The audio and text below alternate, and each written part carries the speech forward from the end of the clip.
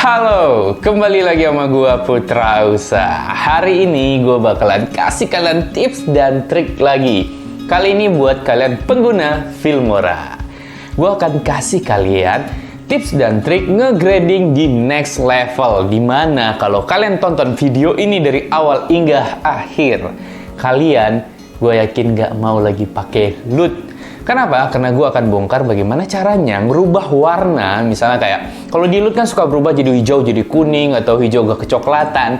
Nah, di sini gue akan kasih kalian tips dan triknya secara manual. Tujuannya, gue harapkan kalian yang benar-benar pengen belajar ngegrading, jadi paham sob. Bagaimana kita memadukan warna. Karena kalau kalian terus pakai LUT, kata gue itu pembodohan yang membuat kalian akhirnya tidak belajar bagaimana mengatur warna sesuai dengan keinginan kalian. Oke, kita langsung aja ke tutorialnya.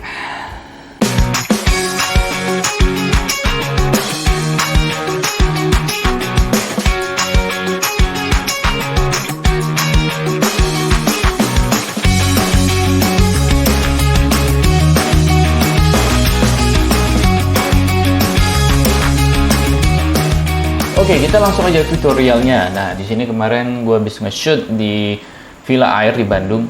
Nah, ini konsepnya kebetulan bagus banget dan gue akan jadikan bahan untuk belajar. Gue udah pernah buat sebenarnya tips ini di vlog yang grading Filmora 9. Tapi di sana kan lebih ke arah bagaimana cara grading, dan di sini gue sembari part 2 kita anggap gue akan jabarkan apa sih fungsi dari setiap bagiannya ini, oke? Jadi kita masuk dulu ke grading. Nah, kita samakan time-nya dulu biar enak nanti ngejelasinnya. Oke, sudah mirip. Lebarin dulu. Di sini gue akan lebih spesifik sifatnya. Jadi apa aja fungsi dan bagaimana gue ngegrading misalnya. Dan ini sebenarnya sama aja mau di Premiere Pro, di KineMaster mungkin, karena fitur ini semuanya ada sob. Mungkin bedanya kalau di Premiere Pro misal lebih lengkap lagi pastinya, tapi fitur utamanya dalam ngegrading ini semua pasti ada di semua editing. Oke. Biasanya yang pertama gua akan grading itu adalah color. Nah, perhatikan. Yang menentukan sebenarnya adalah waktu kalian produksi. Jangan pernah menganggap editing itu bisa merubah segalanya, tidak. Oke. Di produksi kalau seandainya contoh misalnya under gelap seperti ini gambarnya nggak benar ngambilnya, maka wassalam. Waktu kalian paksakan nanti exposure, brightness, itu gambar bukan makin bagus, makin pecah. Itulah kenapa gue selalu katakan bahwa kemampuan shoot exposure kalian itu harus perfect, harus benar-benar pas. Seperti kasus di sini, ini warnanya itu kebetulan mendung banget, dan bagaimana mengatur sebuah pencahayaan yang pas bahwa langitnya terlihat, terus objek-objek dalam gambar terlihat rata sampai ke ujung-ujung yang kecil sana pun terlihat dengan sempurna. Nah, itulah kemampuan exposure. Oke, itu selalu gua katakan di manapun di sosial media gua, kalian harus memiliki kemampuan exposure yang perfect, bukan cuman sekedar pas atau misalnya under dikit, over dikit. Jangan, karena nanti pas editing, editor stres itu kalau dapat footage jelek. Oke, nah kasus di sini biasanya kalau gua nggak terlalu banyak ngatur exposure, karena pada saat produksi exposure sudah dibuat usahakan sebagus mungkin gitu. Oke, di sini biasanya kalau kasusnya under exposure baru kalian mainkan ini. Kalau nggak usah. Nah, brightness sama, perhatikan dia akan naik seperti ini, dan gue jarang atur ini. Biasanya yang paling gue atur itu adalah ini, kontras. Kontras ini harus kalian pahami adalah akan dua hal menurut gue akan terjadi. Pertama, kalau kalian turunkan, maka dia untuk berfungsi untuk kalau kalian mau buat yang kesannya tuh ada kayak kabut-kabut atau vintage. Oke? Atau kalau kontras kalian naikin, maka tekstur itu berpengaruh. Perhatikan ya, ini daun, terus ini kayu-kayu bingkai jendela. Perhatikan dengan yang belum di grading. Perhatikan, kalau kontrasnya diturunkan, dia kayak berkabut nih gambar, lalu ketajamannya kayak berkurang ya. Kalau kontras kalian naikkan, maka tekstur semakin kuat dan warna semakin menyala atau warna semakin kuat gitu. Nah, tinggal pilihan. Terus mana lebih baik, gue katakan tergantung kebutuhan kalian. Pengen buat konsep-konsep yang agak soft, maka kontras bisa diturunkan. Kebanyakan gue kalau soft pasti gue turunkan. 50% biasanya gue turunkan. Atau kalau butuh yang seperti saat ini, gue pengennya clear sifatnya, semua terlihat dengan jelas, dengan rata, maka kontras akan gue naikkan. Nah, seperti ini. Oke, karena kita pengen buat clear, maka kita naikin. Dan lihat sekarang, lebih nyala warna coklatnya, teksturnya lebih baik daripada yang sebelum di grading. Oke, itu fungsi kontras yang harus kalian pahami. Lalu ada vibrance. Vibrance ini kayak saturation juga sih sifatnya. Nah, kalian perhatikan, kalau dia diturunkan, dia akan cenderung semua warna akan turun. Jadi kayak nggak berwarna gitu deh. Atau warnanya jadi kayak mati. Kalau dinaikin, maka dia akan berwarna. Jadi dia mirip saturation juga, lihat. Nah, jadi kalian tinggal atur aja. Vibrance dan saturation ini kalian kolaborasikan aja. Karena kita pengen buat ini semakin hidup, maka gue akan naikin vibrance-nya. Saturation-nya juga gue naikin sedikit aja, jangan banyak-banyak. Nah, sekarang perhatikan, sudah nyala warnanya atau sudah kayak natural. Ini yang harus kalian pahami. Kalau kalian pengen buat cuman warna-warna natural, ya cukup sampai di sini aja malah. Biasanya di color aja, mainkan exposure, contrast, vibrance, saturation, selesai. Iya nggak? Oke, kalian sudah lihat perubahan yang sangat drastis hanya bermain di sini.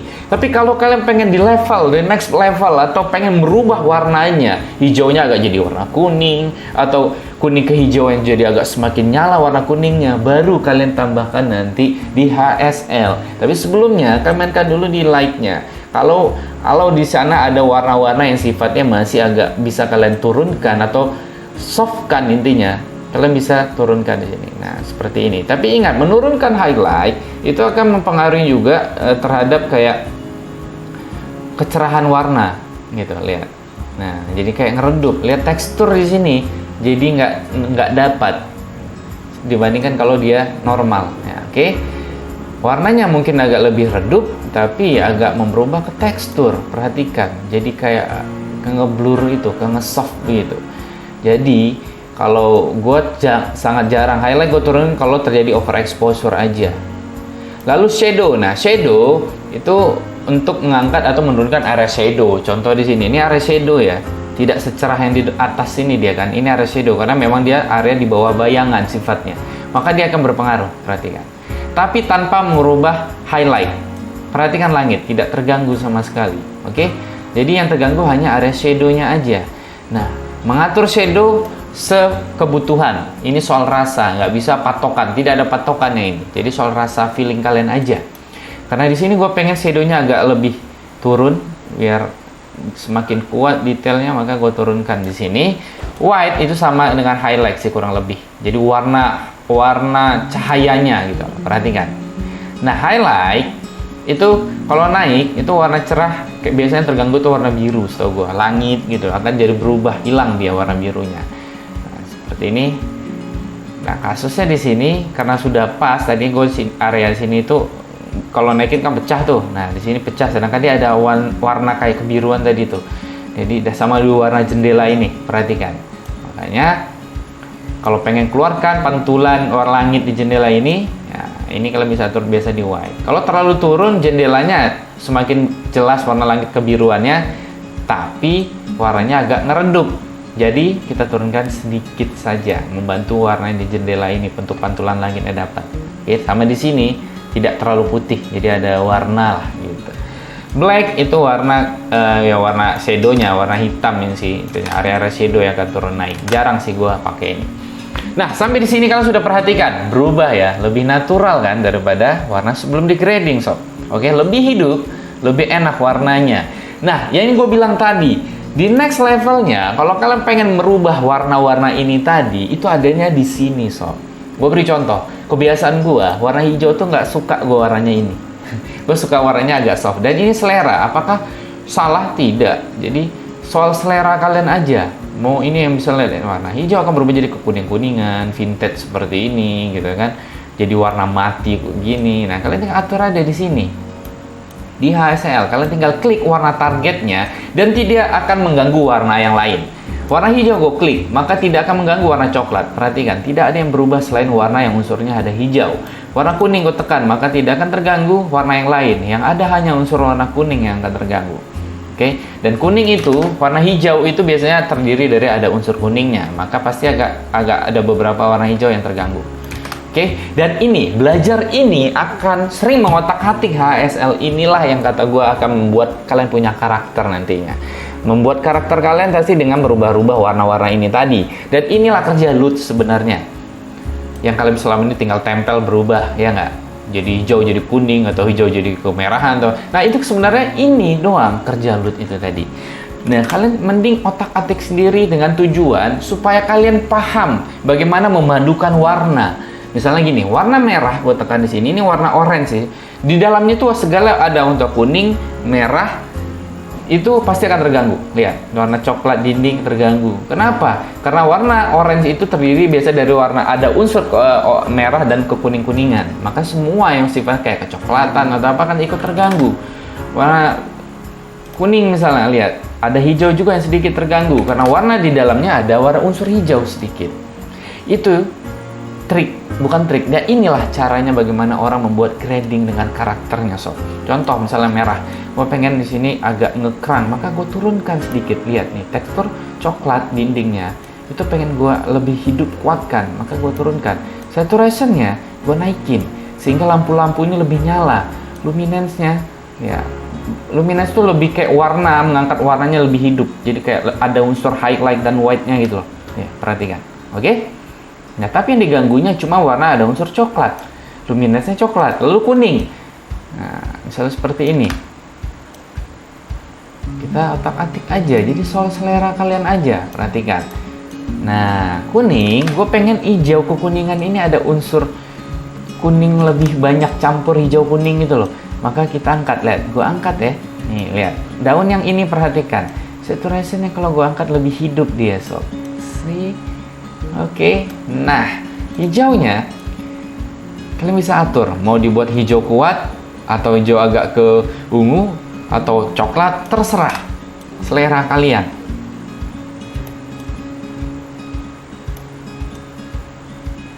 Nah, seperti inilah.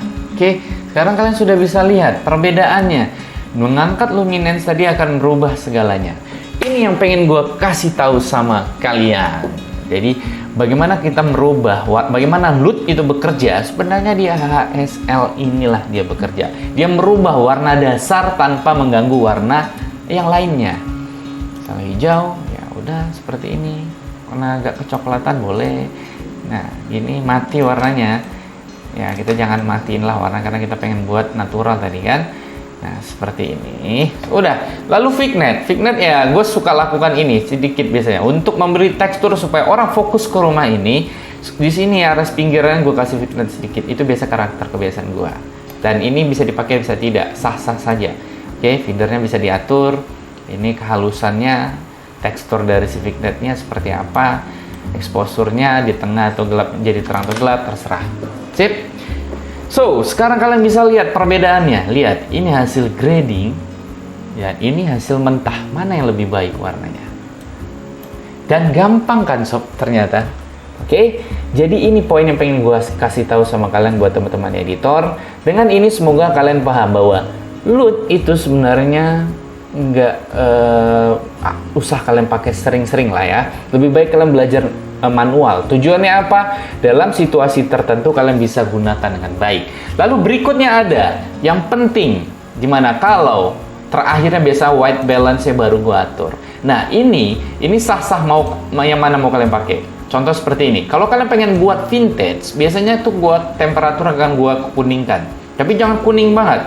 Jelek. Oke, sedikit saja mainkan kuning di sini. Lihat, sudah berubah warnanya. Oke? Lihat, sudah berubah. Dan vintage seperti ini, itu biasanya tinnya itu gue turunkan, dibantu dengan warna hijaunya seperti ini. Nah, oke, jadi vintage seperti itu nih, warnanya sudah berubah. Kalau kalian pengen yang clear, misal di pantai, di mana, atau di sini yang sifatnya pengennya warnanya itu lebih hidup, cerah, jernih gitu ya, cerah dan jernih, maka biasanya temperatur gue kasih yang biru, lalu tinnya agak kasih ungu sedikit. Nah, seperti ini, beda kan dengan ini? Oke, sekarang temperaturnya vintage gue turun ke kuning, lalu ungunya gue turunkan ke hijau, atau ke ungu juga nggak apa-apa, tinggal selera lah otak-atik kalian. Kan jadi, mana yang lebih baik? Semuanya menurut gue baik, tergantung selera kalian dan karakternya kalian. Di sini gue beri contoh yang pengen, karena memang clear, maka gue kasih temperatur biru, dan ini gue kasih agak sedikit keunguan. Lihat, ini unsurnya agak berubah ini. Perhatikan, ini dinding yang ini yang dikasih beri ungu akan berubah tuh, akan beda. Tapi kasihnya sedikit aja, jangan lebay. Oke, dan lebih hidup warnanya. Sing. Nah, oke. Sekarang sudah bisa kalian lihat. Itulah dia semua fungsinya selama ini kalau kita mau nge-grading, dan kita harus pahami bagaimana kita merubah emosi dari footage. Pada saat itu pengen vintage, maka mainkan HSL tadi, lalu exposure untuk basic warnanya, dan temperatur dan tint untuk mengatur emosi, apakah mau dibuat vintage kah atau clear warna biru. Oke? Dan kalian tinggal otak-atik lah intinya. Belajar mengotak-atik ini, gue jamin kalian sudah nggak mau pakai LUT. Oke, itu dia tadi tips dan triknya. Bagaimana? Gampang sebenarnya sob. Tinggal kalian mau belajar apa tidak. Ya, jadi soal grading adalah soal feeling ya, soal hati, bagaimana kita menilai. Dan ini tuh nggak bisa dipatokin atau harus seperti ini atau harus seperti itu. Jadi semakin kalian sering belajar mengolah warna, memadukan warna, secara otomatis lama-kelamaan, mulai dari kesalahan tadi, kalian akhirnya menemukan cara nge-grading yang benar, dan akhirnya menemukan karakter tone kalian. Jadi mungkin segitu aja tutorial dari gua buat kalian, dan semoga ini bermanfaat. Sampai ketemu lagi di vlog gua lainnya.